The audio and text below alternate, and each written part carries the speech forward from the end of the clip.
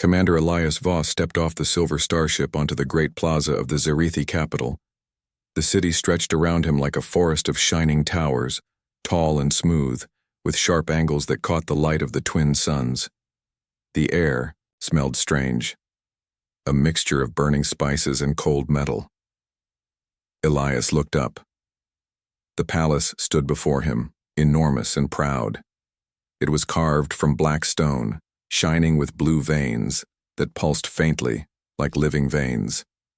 This place was the heart of the Zarithi Empire, a proud alien race that had fought humans for many years. Now, after years of war, peace was fragile but possible.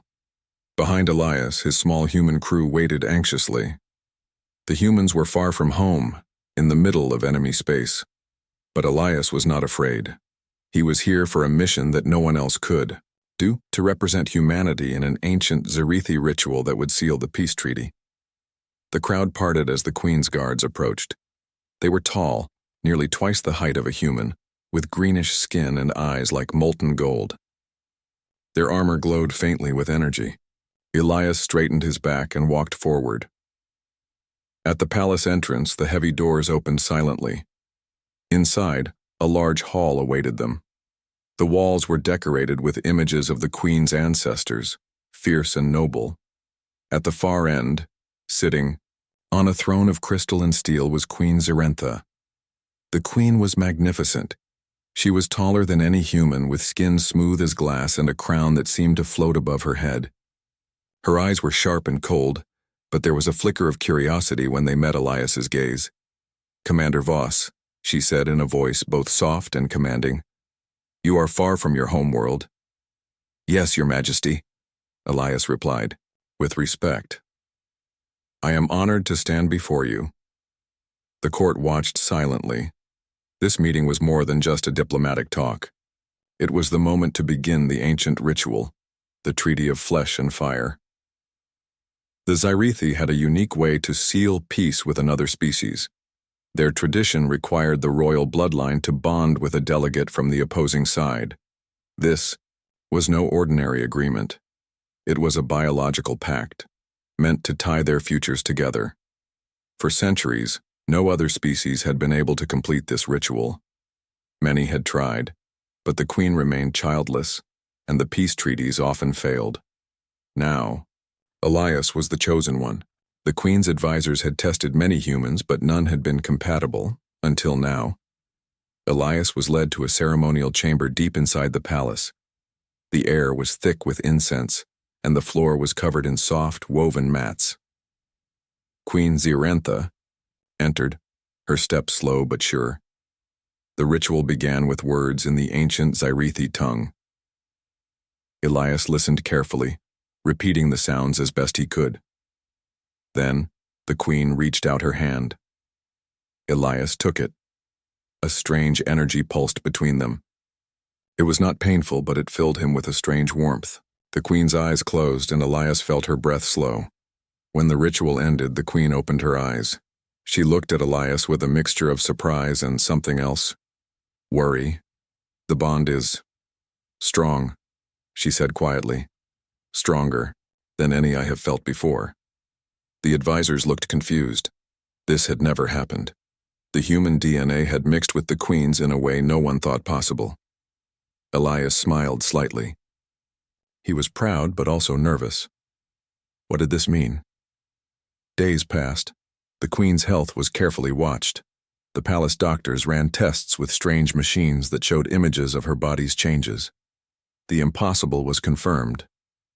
The Queen was pregnant. The news spread quickly through the palace. Some were shocked.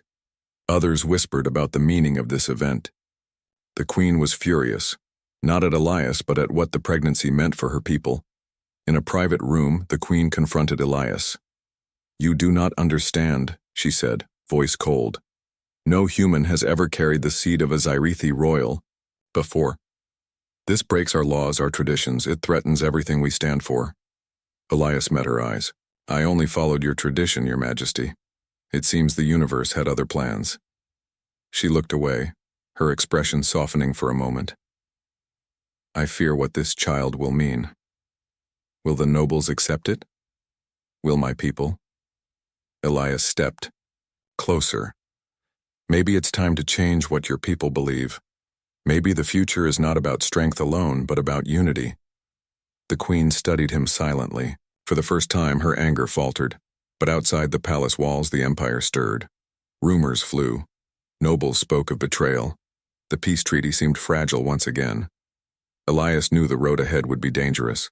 But for the first time, he felt hope. Hope that two very different worlds could be united by something more powerful than war.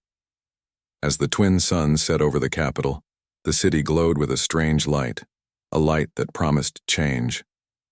The news spread through the Zarethi Empire like wildfire. The queen's pregnancy was no longer a private matter. It became the scandal of the century. In the grand halls of the palace, whispers grew louder. Could a human really carry the child? Of a Zarethi queen? It seemed impossible. Inside the palace, the tension was thick as thick smoke. Nobles gathered in clusters, their sharp voices dripping with anger, fear, and suspicion. The High Council of Zarethi elders called an emergency meeting. They saw this pregnancy as a threat, an insult to their pride and history. The council chamber was a vast room carved deep into the palace, lined with glowing blue crystals. The elders sat in high chairs shaped like claws, their faces serious. Queen Zarentha stood before them, proud but troubled. Commander Elias Voss was brought in, guarded, closely. "You brought this disgrace upon us," one elder hissed, his green skin darkened with rage. "How can a human, primitive and weak, be the father of our future ruler?" Elias met the elder's glare calmly. "I did no such thing," he said. "I only followed your ancient ritual." As the queen asked. The queen's voice cut through the room like a sharp blade. "Enough. This child is mine, and it will carry the blood of both our peoples, whether you like it or not." The council murmured, some in shock, some in anger. "This child challenges everything we know about the Zarethi bloodline," another elder said. "It threatens our very identity." A fierce debate erupted. Some nobles demanded the pregnancy be ended immediately. Others argued that this child might be the key to a new future, but many feared what change might bring. Outside the council chamber, Elias was taken to a secure cell. The guards were cold, but respectful. The human's calm and steady nature surprised them. He did not complain or beg. Instead, he spent hours reading about Zarethi history and language, hoping to better understand his captors. Meanwhile, Queen Zarentha withdrew from the public eye. She retreated to her chambers, her mind heavy with doubt and anger. The doctors confirmed that the child was growing quickly, stronger than any normal Zarethi pregnancy. The queen's fury was not only because of politics. She was angry at herself too. She had been taught to believe humans were weak and insignificant, but Elias, his strength, his mind, had proven her wrong. That idea hurt more than she wanted to admit. One evening, under the quiet glow of the palace lamps, the queen summoned Elias to her private chamber. The guards left without protest, sensing the importance of this meeting. Elias stepped inside. The room was decorated with flowing fabrics and ancient symbols, soft and warm compared to the cold halls outside.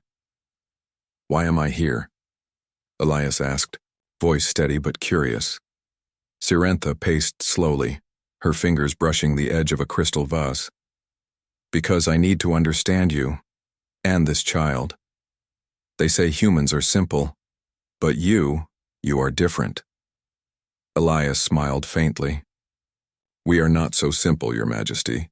Humans survive by adapting, by learning from each other. We grow stronger by working together." The queen stopped pacing, her eyes narrowed. "You say we, as if you belong here." "Maybe I do," Elias said softly. There was silence between them. Then unexpectedly, Zarentha laughed, a cold, sharp sound that carried pain. "I hate what this means for my people, for me. Yet, I cannot deny the bond." "Neither can I," Elias said, honestly.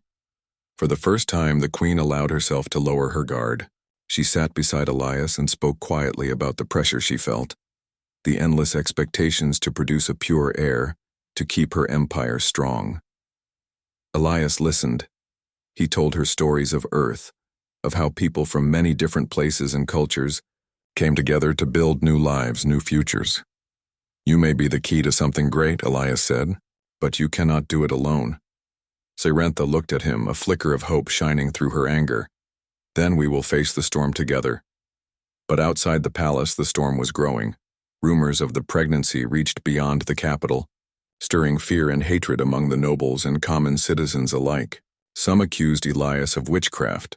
Others whispered of alien experiments. One powerful noble, Lord Koresh, saw an opportunity. He began to gather followers, those who wanted to overthrow the queen and end the treaty with humans. He called the pregnancy a curse that threatened Zyrethi purity. In secret meetings, Koresh's rebels planned to capture Elias and force the queen to end the pregnancy. Their goal was to restore the old ways, an empire ruled by pure Zyrethi blood, free from human weakness. Back in her chambers, Zarentha received a message from one of her spies. The rebels grow bolder, it said. They plan to strike soon. She stood tall, her anger burning hotter than ever. They will not destroy my child, she vowed. Elias was summoned to the war room, where Zarentha gathered her loyal generals and advisors. We face enemies inside and outside, she said, her voice steady and strong.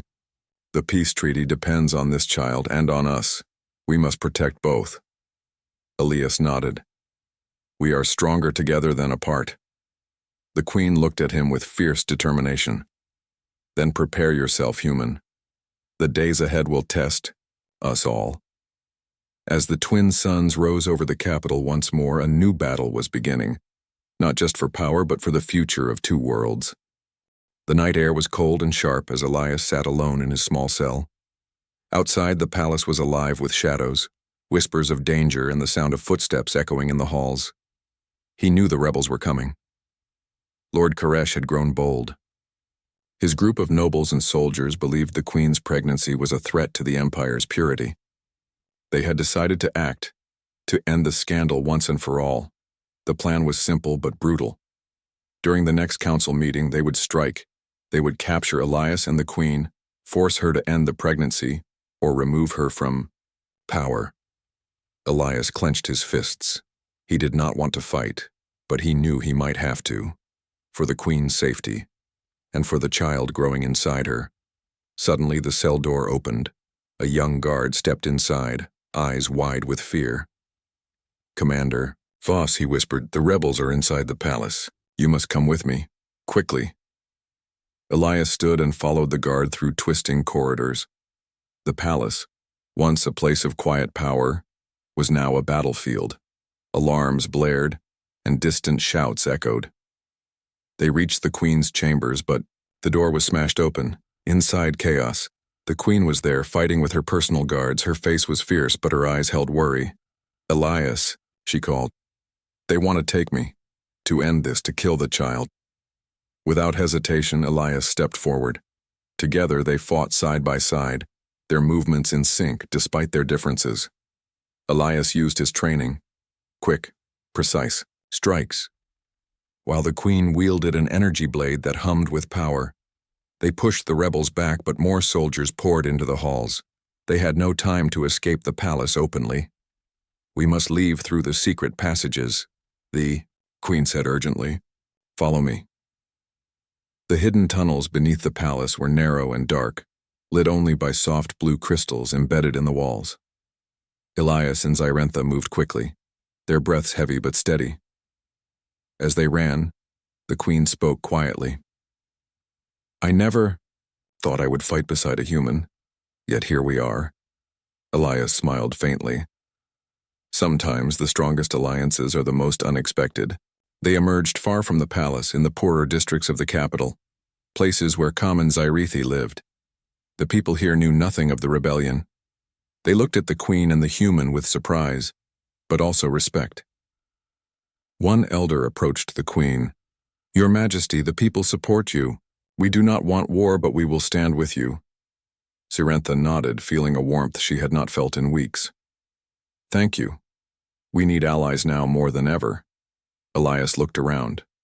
The streets were crowded and alive. The common Zarethi had a simple strength, a hope that the empire could change.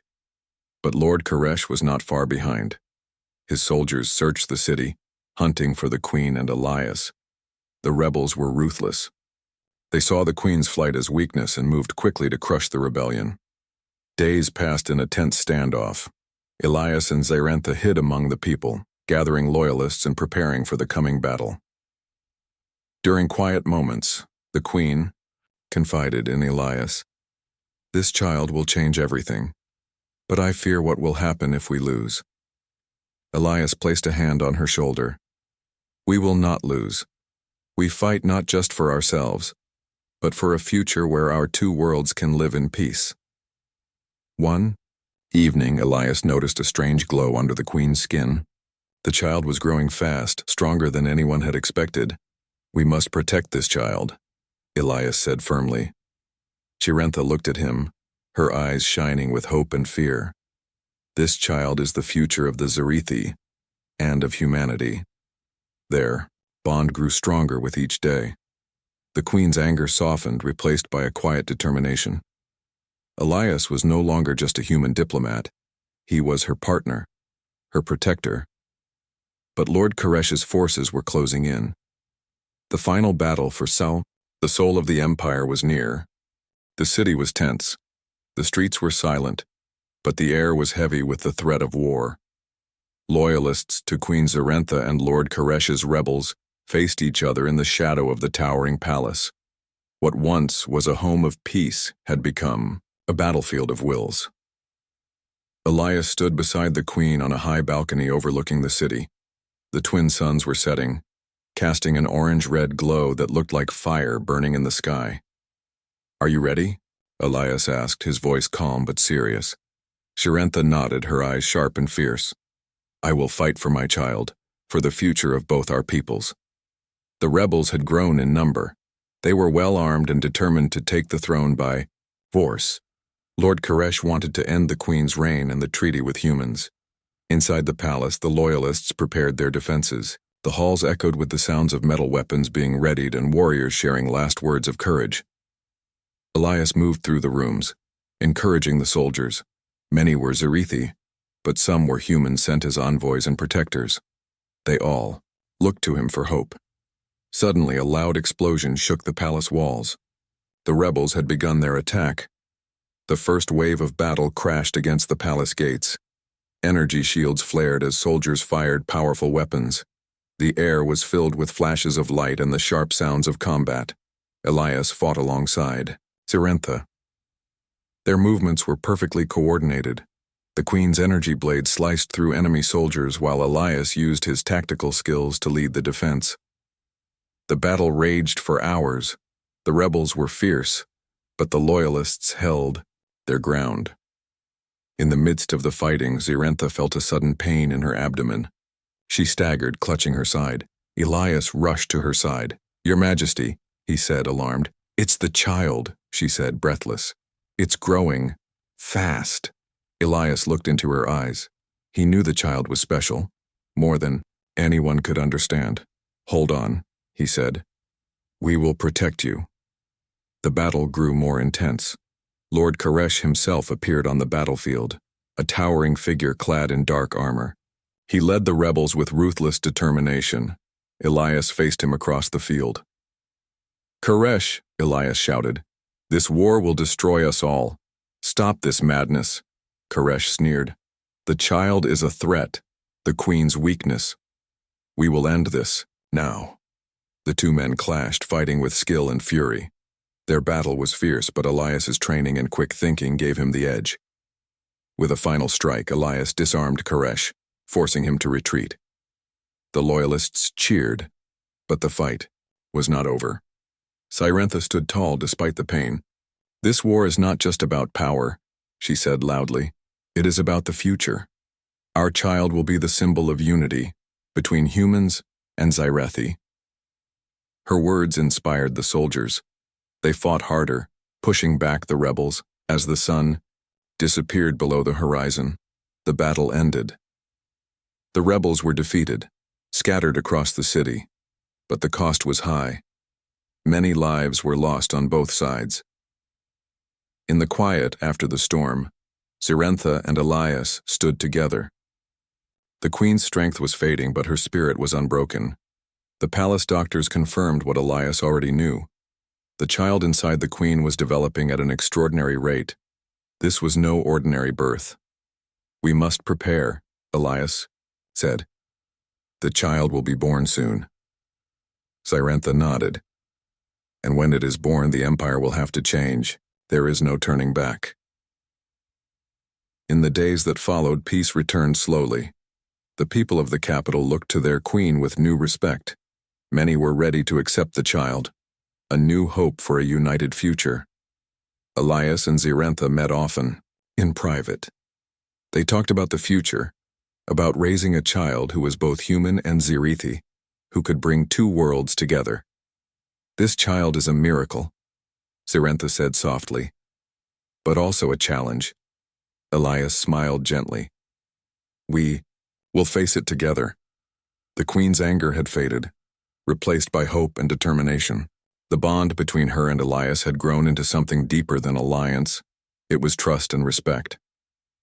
As the twin moons rose over the city, the palace was calm once again. But everyone knew the real battle was still to come, the battle for the future of two species, joined by one child. The great hall of the palace was filled with light as the day of the birth arrived. The air was thick with anticipation. The whole empire waited, watching, wondering what this child would bring, hope or disaster. Queen Zirentha lay on a decorated bed, her face pale but strong. Elias was by her side, holding her hand firmly. The child inside her moved with strange energy, felt by all who entered the room. "This is the moment that will change everything," the queen whispered. The doctors and healers worked quickly and carefully. They marveled at the queen's strength and the child's rapid growth. The birth was unlike any other in Zirithi history. Suddenly, the room filled with a soft glow. The child was born, a tiny being with skin that shimmered faintly, eyes bright and curious. The room fell silent, then erupted in gasps and whispers. The child was part human, part Zirithi, a perfect blend of both worlds. The queen looked down at the baby with tears in her eyes. "This is our future," Elias said softly. "A new hope." But the peace was fragile. News of the birth spread fast. Some celebrated, while others feared what this new being represented. Lord Koresh, now defeated, but not broken, sent secret messages to his remaining followers. The threat to the queen and her child was far from over. Despite the danger, Queen Zirentha declared a new era. She invited humans and Zirithi to come together, to work for peace, for understanding, for a shared future. Elias stood with her as they spoke to the people. "This child is not just ours," he said. "It belongs to both our peoples." Slowly, old wounds began to heal.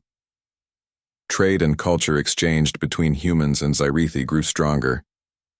The child became a symbol of unity and hope. The queen trained her child in the old ways and the new, teaching strength and compassion. Elias taught the child about Earth, its diversity and resilience. Years passed, and the child grew. The empire changed, becoming more open, more united. The old fears faded, replaced by trust and friendship. One evening, as the twin moons rose, the queen and Elias stood together watching their child explore the palace gardens. The future was uncertain, but bright. "We have done what many thought impossible," Zirentha said quietly. Elias smiled. "Together, we are stronger." The child looked up at them, eyes shining with promise. A new dawn had begun, for two worlds joined by courage, love, and hope.